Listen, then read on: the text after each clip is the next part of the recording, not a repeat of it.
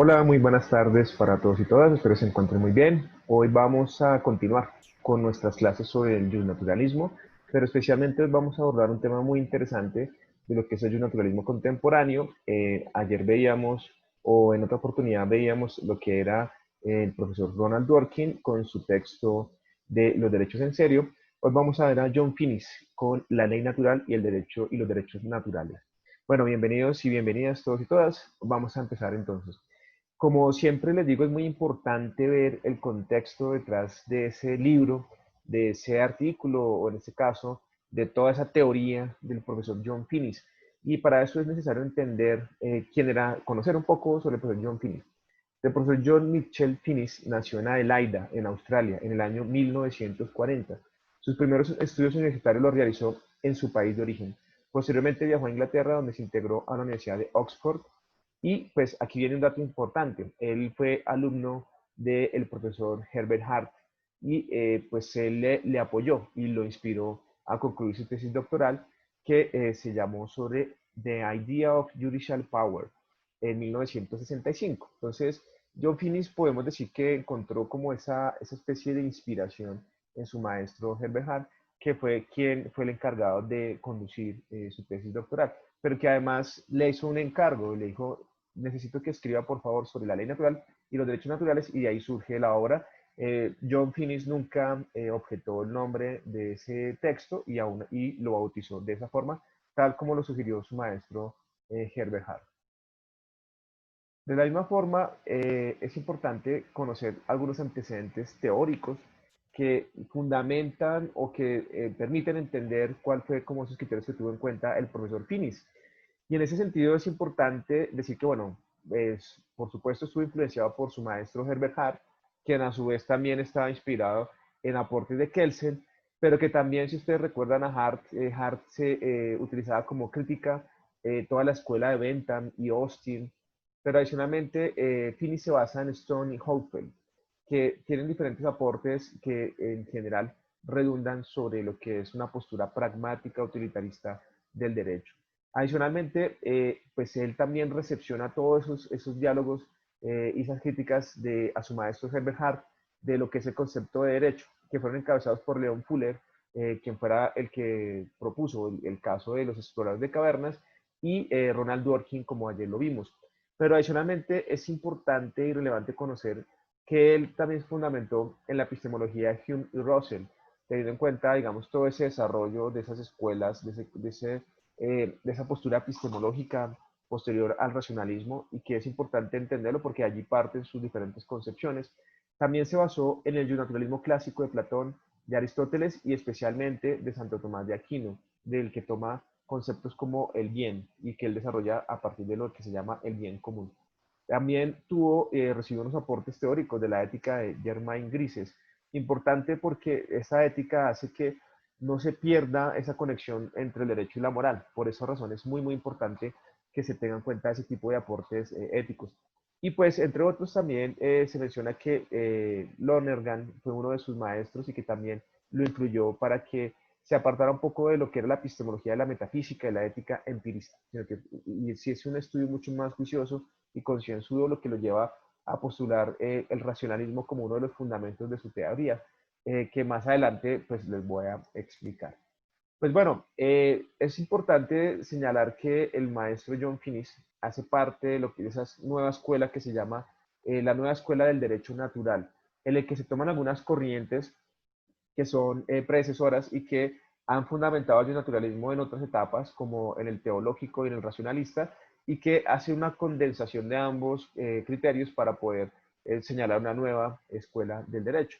Así pues, Massini Correas, que ha sido filósofo y teólogo norteamericano, Germain Grises, que decíamos que era una de las influencias del profesor John Finnis, y que les generó un texto en el que analiza se llama The First Principle of Practical Reason. Entonces, analizando lo que es la razón práctica y cuál es ese primer principio, haciendo un comentario a la suma teológica de Santo Tomás de Aquino. Y adicionalmente, esta nueva escuela del derecho surge como respuesta ante ese positivismo analítico que estaba gobernando el mundo en los 60s y los 70s del siglo pasado, y que básicamente reducía o tenía una crítica general al naturalismo diciendo que era imposible derivar lo que debe ser, que es el derecho, a partir de lo que es decir, la naturaleza del ser humano. A lo que Finis responde que no es que el derecho parta de lo que es la naturaleza del ser humano, sino que la razón le permite a Finis identificar cuáles son esos principios que pueden sostenerse en la vida del ser humano a partir de una razonabilidad práctica, que no es del mundo del ser, no responde al mundo del ser humano, sino del deber ser del ser humano. Entonces, eso es como uno de los grandes aportes del profesor Finis. Y bien, el texto de Ley Natural y Derechos Naturales, que es de gran trascendencia en la teoría del derecho, especialmente dentro del naturalismo, establece un contenido que se puede resumir de la siguiente forma. Se analiza el bien como una especie de propiedad que tiene el ser humano, pero que genera adicionalmente un bienestar para las personas y que eso parte de algo que es muy importante como es el conocimiento, que también a su vez es considerado como un bien.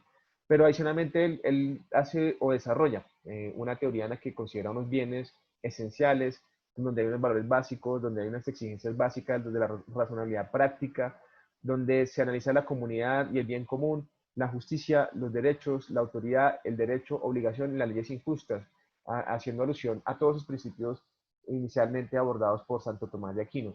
También él establece lo que es el presupuesto premoral o los bienes humanos básicos, el presupuesto metodológico y vuelvo y reitero, las exigencias de la racionalidad práctica. Esto para poder decir que no es que sea un aspecto evidentemente metafísico, sino que más bien responde a lo que es un uso adecuado de la razón que nos permite discernir qué es lo bueno, qué es lo malo, pero más allá de bueno y malo, qué es lo que requiere el ser humano para vivir en comunidad. Y adicionalmente, esos presupuestos básicos que se necesitan para vivir en comunidad nos conlleva a un estudio de interdisciplinar también con lo que es la sociología y la política, entendiendo así el profesor Finis que hay una conexión inescindible entre lo que es la ciencia política, la ciencia jurídica y la sociología. Esto para poder establecer que la comunidad también es muy importante.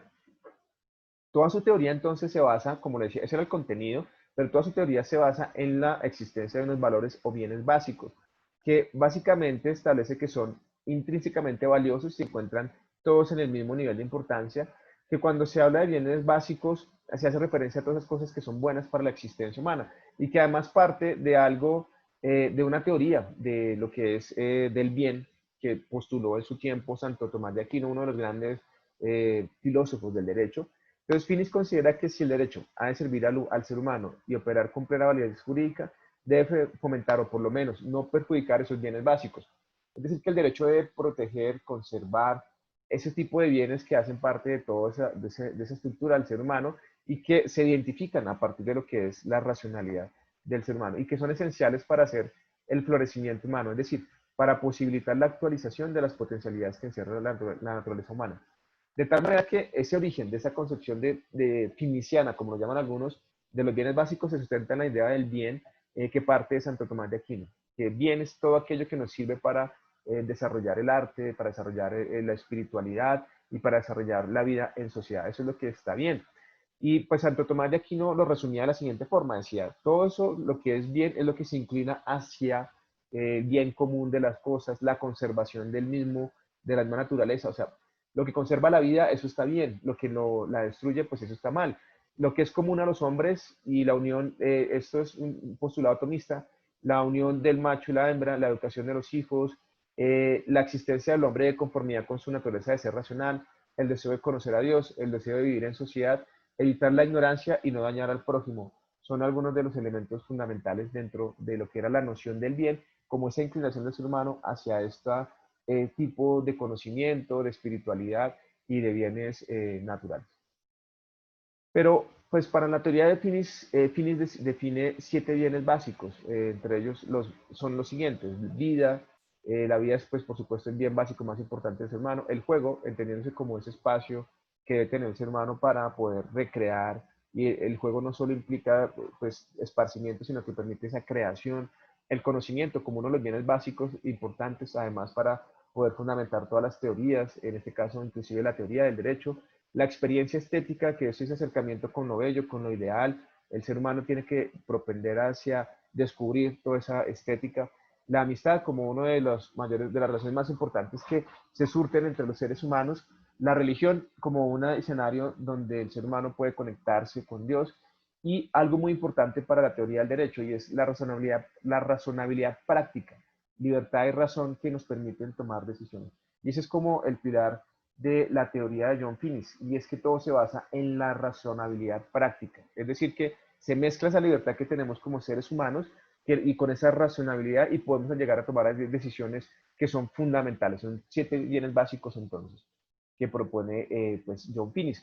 Y precisamente dentro de esos bienes básicos está el conocimiento y lo que se llama la teoría jurídica. Y en palabras de Finnis que estableció, ni este capítulo que tiene que ver con el conocimiento y lo que tiene que ver con los bienes de esa persona, no se espera proponer unos juicios morales. Es decir, Finnis no tenía la pretensión de crear juicios morales. Más bien, él se refiere a todos esos insumos necesarios para poder discernir cuáles son esos bienes que están dentro de esa sociedad y cuáles son esos principios básicos de todo razonamiento práctico. Ese es como el insumo, el sustrato, como lo llamaba él, valorativo para poder partir hacia la creación de lo que son esos juicios valores. De tal manera que para John Finnis el conocimiento es un valor por sí mismo, es un bien también, en el que es objetivo en la medida que el ser humano tiene toda una serie de acervo para poder tomarlos como instrumentos y producir un conocimiento. Es evidente, cuando estamos hablando de lo que es bien y que es mal para el ser humano, termina siendo evidente y obvio y no necesita una demostración.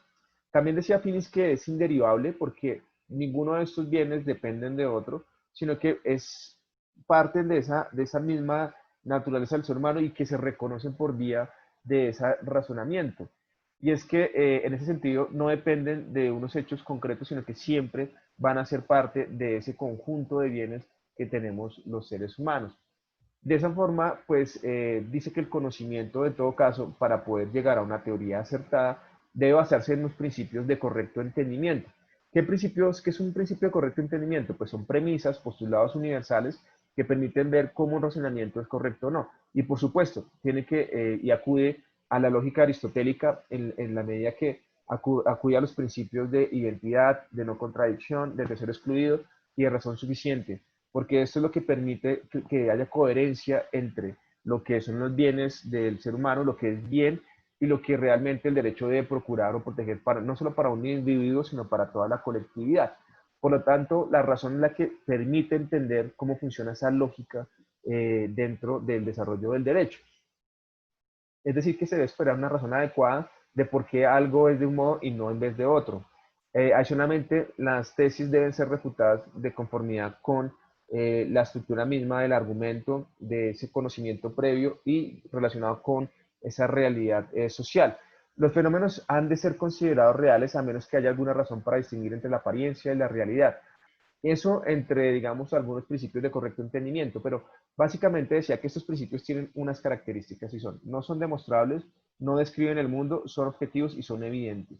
Son como, es la forma como nosotros desarrollamos el conocimiento y que tenemos que tener en cuenta para poder producir teorías en las que podamos reconocer adecuadamente cuáles son esos bienes esenciales para la comunidad y que el derecho de promulgarlos. Entonces, esto exige que nosotros utilicemos una razonabilidad práctica, pero que tenemos que tener unos insumos para poder llegar a ese proceso cognitivo, a producir ese tipo de razonamiento. Y es que toda persona debe tener un plan de vida coherente, un conjunto armonioso de metas y orientaciones. No se deben tener preferencias arbitrarias entre distintos bienes básicos, no se deben realizar preferencias arbitrarias frente a las personas, se debe mantener una apertura a la consecución de todos los bienes básicos, considerando siempre las circunstancias cambiantes, debe haber un compromiso constante de fidelidad para poder alcanzar esos objetivos asumidos. En la ejecución de nuestros actos se debe tener presente el respeto a cualquier bien básico, evitando así poner en peligro, no, es decir, no se debe cometer un acto que pueda ocasionar ese tipo de principios. De esa forma, la razón se pone al servicio de lo que es la identificación de esos bienes y dice que si el derecho propende por ser justo, pues tiene que tener una razonabilidad y que esa razonabilidad tiene toda una coherencia con el estilo de vida. Es como retomar ese postulado platónico en el que decía que un buen ciudadano podía generar un buen derecho y una buena comunidad Entonces acudimos a que ese ciudadano debe tener muy claro su razonabilidad, proyectando su propio estilo de vida y proyectando esas metas, esos objetivos de conformidad también con los bienes de los demás. Esa es una forma pues de razonarlo. Pero adicionalmente podemos destacar la importancia de la razón práctica, y es que consiste en conocer los bienes humanos, los fines de obrar, descubrir su valor y defender su pertinencia para la ordenación de una conducta humana, así como para deliberar y establecer los medios pertinentes para el logro por medio de la praxis y esos bienes humanos en la medida en que ello es posible en la vida de los hombres y en el marco de su convivencia. Esa es la importancia de la razón práctica. Y pues bueno, a partir de de esa identificación de esos bienes, Finis, y además del conocimiento, del uso de la razón práctica y cómo se debe construir como ese tipo de eslabones del conocimiento, pues él define una especie de definición local del derecho. Bien, hay unas discusiones sobre que el derecho tiene un carácter polisémico que hace imposible decir qué es puntualmente el derecho, pero John Finnis hace una especie de identificación de diferentes elementos que están dentro de la definición del derecho, definición focal del derecho. Diversidad de tipos de normas, asunción explícita de la politicidad, recepción esencial de la coerción, es decir, la coerción es un elemento principal de lo que es el concepto de derecho, la importancia de lo institucional, la confianza en la razón práctica jurídica, aspectos formales y técnicos jurídicos específicos, interés por los diferentes asuntos humanos y la explícita presencia teleológica y axiológica circunstanciada. Son todos ellos elementos que están dentro de ese concepto, definición del derecho, pero que a grandes rasgos Finis lo resume con dos características principales que tiene el derecho. El derecho es un orden coactivo y el derecho además regula su propia creación. Y esto es como el orden jurídico posee esas dos grandes calidades o características que operan digamos, articuladamente. Si ustedes se dan cuenta, esto responde a lo que hablaba en algún momento el profesor Hart, cuando decía que había el derecho establecía cuáles eran esa coacción, establecía esa coacción como una forma de que la gente cumpla con las normas. Que Hart lo decía era desde el punto de vista de hay que hacerle ver a la gente qué es lo mejor, por qué se debe acatar la norma y por qué razón de seguir con las pautas del derecho. Entonces, como ustedes ven, Finis preserva algunos elementos del positivismo y también incorpora unos del naturalismo. Unos de Herbert Hart dentro del positivismo y unos de naturalismo desde la visión de Santo Tomás de Aquino, entre otros. Entonces, hay una especie de articulación de dos escuelas del derecho.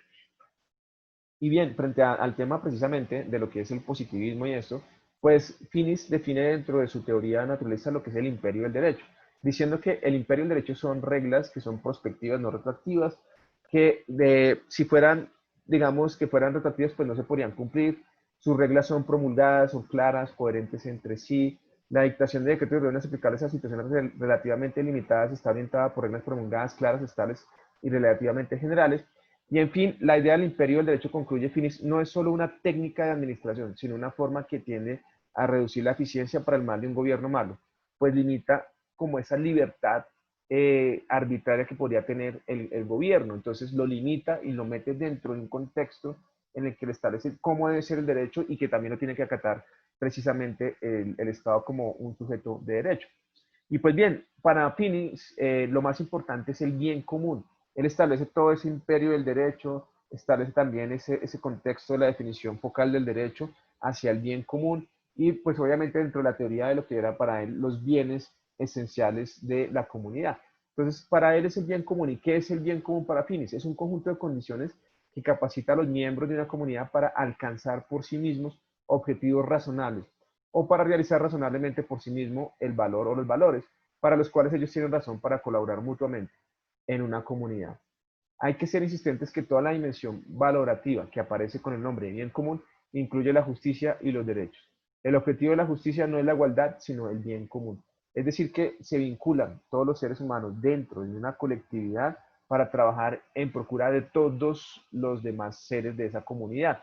Es decir, que reconocen que el derecho propende o promueve una cultura en la que las personas nos vemos abocados a procurar por los derechos de los demás. Y se llama bien común, porque no solo los derechos de los demás, sino también de nosotros.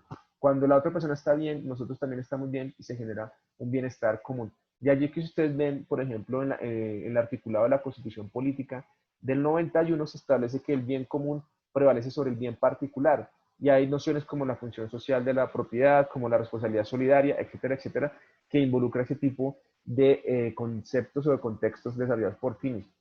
Y pues bueno, ya resumiendo un poco lo del texto, esto es un resumen grosero, pero pues bueno, quiero apoyarme en los aportes de un gran maestro como es el profesor Rodolfo Luis Vigo. Pues básicamente la teoría, el texto de Finis resume o más bien condensa una especie de diálogo en las posturas positivistas y naturalistas convergiendo en lo que corresponde, por ejemplo, desde el punto de vista del positivismo, a esa coacción, a esa, lo que se llama ese imperio del derecho, como esas normas claras, etcétera, etcétera. Y desde el naturalismo, desde esa identificación de los bienes que debe hacer el ser humano a partir del uso de la razón instrumental, de esa razón práctica, entonces de alguna forma dialogan esos dos tipos de proyectos que parecieran contradictorios, pero desde el punto de vista del maestro John Finnis resultan ser compatibles y armonizables. La asimilación no solo de conceptos, sino también de un lenguaje típicamente positivista. Si se dan cuenta, pues lo que les decía, él parte de unas premisas, por ejemplo, de Platón, de lo que es Santo Tomás de Aquino, de Aristóteles, pero las aterriza dentro de un lenguaje positivista. Y esto, por supuesto, debe ser por la incidencia o la influencia que tuvo su maestro Herbert Hart.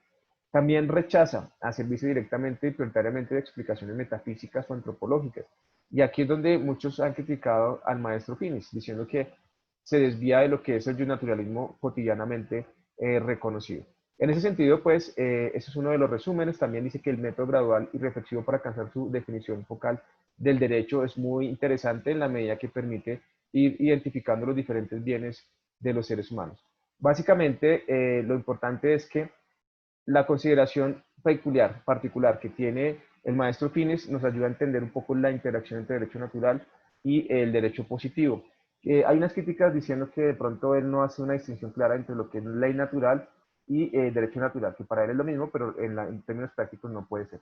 Pues básicamente eso es como la teoría de John Finnis, resumida groseramente. Les agradezco mucho por prestar atención y los invito a que hagan las respectivas preguntas y que podamos dialogar más adelante sobre este tema tan importante como es la escuela del naturalismo desde John Finnis. Gracias.